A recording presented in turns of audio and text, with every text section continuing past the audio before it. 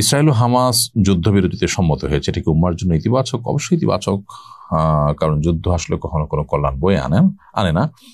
বিধায় মুসলমানদের উপরে যে নির্যাতনের স্টিম রোলার চলছে এই যুদ্ধবিরতির মাধ্যমে কিছুটা হলেও সেটা থামবে, সেটা কমবে, একটু স্বস্তি নিঃশ্বাস মুসলমানরা ফেলতে পারবে, সেই জায়গা থেকে এটা অবশ্যই ইতিবাচক। তবে এই যে এই যুদ্ধ যে ইহুদিবাদীরা বাঁধিয়েছে এবং সেই যুদ্ধকে তারা জিইয়ে রাখছে, এই যে যুদ্ধে মূলত ফিলিস্তিনিদের যে পরিমাণ ক্ষয়ক্ষতি হয়েছে সেটা আসলে পোষানো খুবই কঠিন, বিশ্ব মানবতার জন্য সেটা লজ্জাজনক অধ্যায়। তো সেটা করে তারা একটা জনপদকে ধ্বংস করে যখন শেষ করেছে, আর হয়তো ধ্বংস করার মতো আপাতত কিছু আর পাচ্ছে না, যুদ্ধবিরতি দিয়ে আবার মুসলমানদেরকে কিছু কাজ করে নতুন করে তারা রিনোভেশন করবেন, একটু মাথা উঁচু করে দাঁড়াবার চেষ্টা করবেন, সেটাকে আবার হয়তো ভাঙার জন্য তারা চেষ্টা করবে।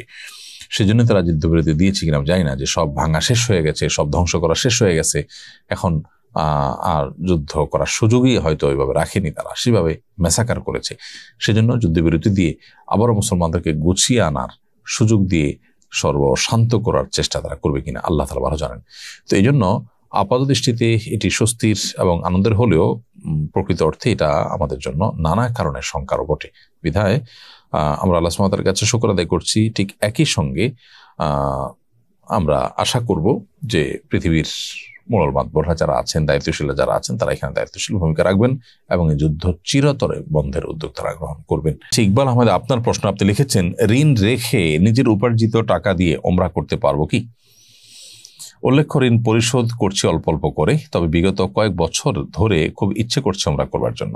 বা ইকবাল আহমদ, আপনার ঋণ পরিশোধ করবার জন্য যদি আপনি কোনো একটা সিস্টেম ঠিক করেন, কিস্তি করে নেন এবং সেটা সিস্টেমিক্যাল ওয়েতে পরিশোধ হতে থাকে, আপনার যে প্রাপক যার কাছ থেকে ঋণ নিয়েছেন তিনি যদি আপনাকে সেই ঋণ এভাবে কিস্তিতে নিতে প্রস্তুত থাকেন, তাহলে সেক্ষেত্রে আপনি ওমরা করতে পারেন, অসুবিধা নেই। অর্থাৎ আপনার এই ওমরা এটা যেন ঋণের টাকা না দিয়ে ওমরা করা না হয়। যেহেতু ঋণের টাকা আপনি অল্প অল্প করে দিচ্ছেন, সিস্টেম করে নিয়েছেন, অতএব সেই সিস্টেম ঠিক রেখে ওমরা করতে পারলে আপনি করবেন।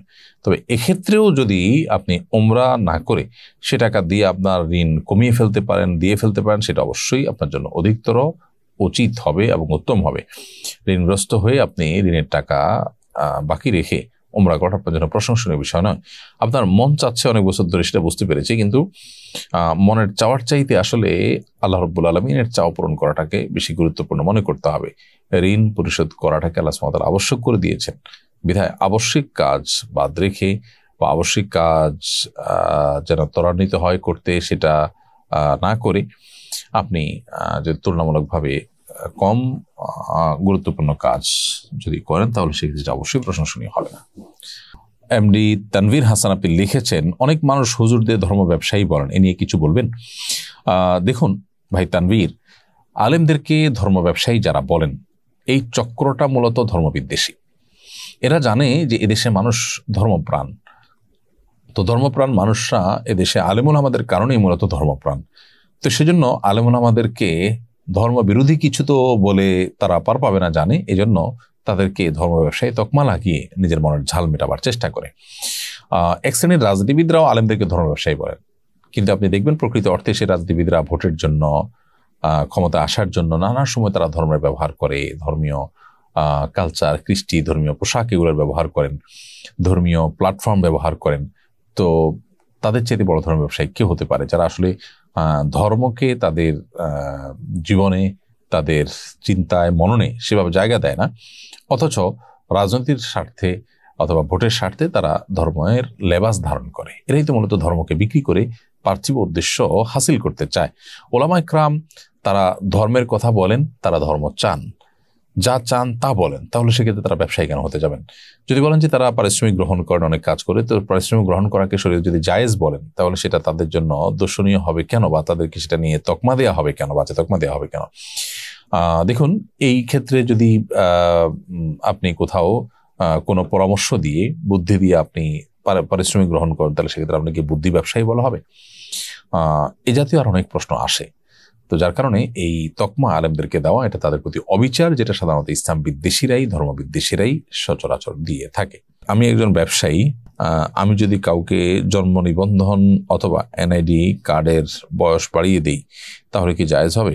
এটা অবশ্যই হারাম কাজ এবং গুনাহের কাজ। আপনি যদি কারোর জন্মের ভিতরে কম বেশ করার চেষ্টা করেন তাহলে সেটা রীতিমতো একটি কবিরা গুনাহ, একটা মিথ্যাচারের মধ্যে আপনি সহযোগীর ভূমিকা অবতীর্ণ হলেন, সেজন্য এটি গুনাহের বিষয়। জন্ম নিবন্ধন কিংবা এনআইডি কার্ডের বয়স বাড়ানো মানেই মিথ্যা কথা বলা, যেটা তিনি যে বয়সে তিনি নন সেই বয়সটা সাব্যস্ত করা, এবং এটা সামান্য একটু বেশি চাকরি করার জন্য পার্থিব ছোটখাটো উদ্দেশ্যকে সামনে রেখে এই যে গুনাহের কাজ, এটা যেন আমাদের দ্বারা না হয়। অবশ্য বয়স বাড়ানো কোনো কোনো ক্ষেত্রে বেনিফিটেড হয়, বাড়ানোর মাধ্যমে কখনো কমানোর মাধ্যমে বেনিফিটেড হয়। যেটাই হোক না কেন, যে তারিখে জন্ম হয়েছে সেই তারিখটি লিখতে হবে। এই তারিখ না লিখে অন্য কোনো তারিখ যদি আপনি লেখেন তাহলে সেক্ষেত্রে অবশ্যই গুনাহগার হবে এবং আল্লাহর কাছে আপনি দায়ী থাকবেন। বিধায় এই ব্যাপারগুলো আমাদের সতর্ক থাকতে হবে। আমাদের অনেকে আছি যারা বাবা মা এবং স্বয়ং শিক্ষক পর্যন্ত দেখা যায় সন্তানের জন্মের যে তারিখ সেই তারিখটাকে হেরফের করে লেখেন একটু সামান্য পার্থিব সুবিধা পাওয়ার জন্য। এটা খুবই আপত্তিকর বিষয় যে স্বয়ং বাবা মাই যদি অন্যায় করেন সন্তানরা কার কাছ থেকে শিখবে। এছাড়া রবিউল লিখেছেন, আমি কখনো ভোট দিইনি, এদিকে আমার পাপ হবে না? আপনার কোনো পাপ হবে না। ভোট দেওয়া কোনো ফরজ বা ওয়াজিব বা সুন্নত কোনোটিই নয় যে এটি দিলে আপনার সওয়াব হবে বা না দিলে গুনাহ হবে। তবে হ্যাঁ, আপনি একটি মন্দকে প্রতিহত করতে চাচ্ছেন, তুলনামূলকভাবে ইসলামের জন্য মুসলমানদের জন্য অনুকূল কাউকে মনে হয় তাকে আপনি ভোট দেওয়ার চেষ্টা করছেন, এটা আল্লাহ রাব্বুল আলামিনের কাছে আপনাকে আজর এনে দিবে ইনশাআল্লাহ তাআলা। তবে আপনি ভালো কেউ নির্বাচিত হোক সেটা চাইলেন, মন্দ কেউ যেন না আসতে পারে চেষ্টা করলেন, সেটা আপনার সাথে থাকলে করবেন। কিন্তু আপনি ভোটারই হননি অথবা ভোট দেওয়ার অপশনই আসে নাই বা ইচ্ছাকৃত ভোট দেননি, এর কারণে আপনার কোনো গুনাহ হবে না। ব্যাপারটা এরকম না যে ভোট দেওয়াটা ফরজ কিংবা ওয়াজিব। হ্যাঁ, ভোট দিলে আপনি ন্যায়সঙ্গতভাবে দিবেন, অন্যায়ভাবে দিবেন না, এবং অন্যায়কে রুখবার জন্য দিবেন, এটা আপনার কর্তব্য, সেটা ভিন্ন বিষয়। আমি ভূমি অফিসের কর্মকর্তা। নামজারি ও খাজনা দেওয়ার ক্ষেত্রে মানুষের ভোগান্তি কমাতে অনলাইন সিস্টেম রয়েছে, কিন্তু সাধারণ মানুষের অনলাইন সম্পর্কে ধারণা কম থাকায় সরাসরি অফিসে আসে, তখন আমরা তাদের দোকানে পাঠাই অনলাইনে আবেদন করতে। এতে দোকানিরা সুযোগ পেয়ে বেশি টাকা নিয়ে নেয়। এক্ষেত্রে আমি কি অফিস টাইমের বাইরে নিজের ব্যক্তিগত ল্যাপটপ ইন্টারনেট ব্যবহার করে খরচ নিয়ে তাদের আবেদন করে দিতে পারবো? অবশ্যই আপনি এটি পারবেন। আপনার অফিস টাইমের বাইরে যদি তাদের জন্য বুঝতে অসুবিধা হয় সেরকম কোনো বিষয়, আপনি তাদের আপনার অ্যাডভোকেসি, তাদের অ্যাসিস্ট্যান্স, আপনি এই জাতীয় যদি সার্ভিস দেন তাহলে সেক্ষেত্রে আপনি দিতে পারেন।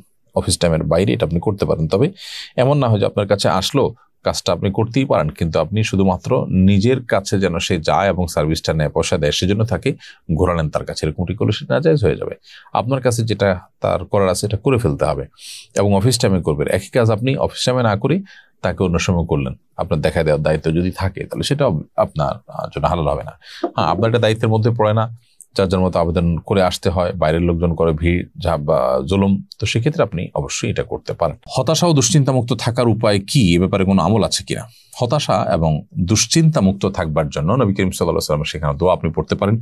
তিনি আল্লাহ সুবহানাহু ওয়া তাআলার কাছে দোয়া করতেন, আল্লাহুম্মা ইন্নী আউযু বিকা মিনাল হাম্মি ওয়াল হাযান ওয়া আউযু বিকা মিনাল আজজি ওয়াল কাসাল। এখানে দোয়াটির প্রথম অংশে আমরা দেখতে পেয়েছি আল্লাহ রাব্বুল আলামিনের কাছে নবী সাল্লাল্লাহু আলাইহি ওয়াসাল্লাম দোয়া করতেন, হে আল্লাহ, আপনার কাছে আমরা দুশ্চিন্তা এবং পেরেশানি থেকে পানাহ চাই, আশ্রয় চাই।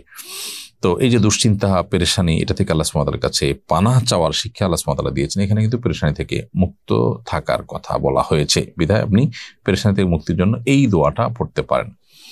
দ্বিতীয়ত, দুরুদের আমল যেটা আছে, দুরুদ শরীফ, সেটা আপনি পড়তে পারেন। তারপর বিশেষ করে ইস্তেগফার, সেটিও মানুষের দুশ্চিন্তাকে দূর করার ক্ষেত্রে যথেষ্ট সহায়ক ভূমিকা রাখে, বিধায় সেটিও আপনি করতে পারেন। আস-সুন্নাহ ফাউন্ডেশন, উম্মার স্বার্থে সুন্নাহর সাথে।